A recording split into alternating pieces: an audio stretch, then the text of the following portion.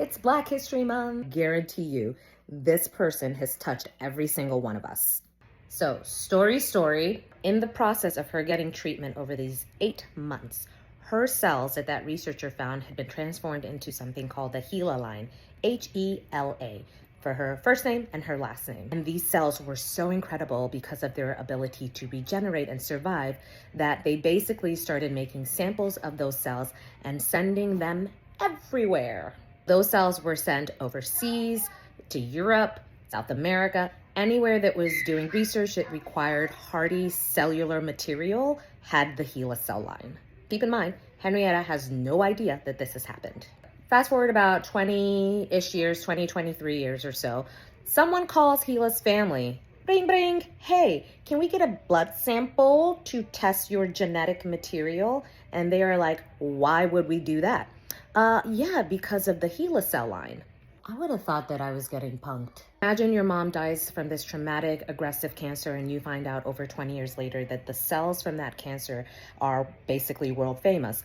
No way, no way, no way. They were not happy. Not only did they have no informed consent, their genetic material has been traveling all over the world for over 20 years now. So that was sometime in the 1970s. Of course, the family members reached out and were trying to figure out what had happened and how this had all happened and just were not getting any traction. Then in 2010, this wonderful book came out by Rebecca Skloot. Everyone should read it if you have the time to read. It is called The Immortal Life of Henrietta Lacks.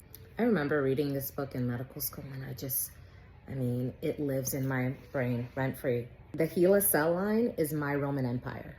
That book gave Henrietta and her family a platform to talk about what had happened to them, and the HeLa cell line became famous outside medical circles. And in 2013, Hopkins finally formally acknowledged what had happened to the family and recognized Henrietta Lacks' wonderful contribution to medicine.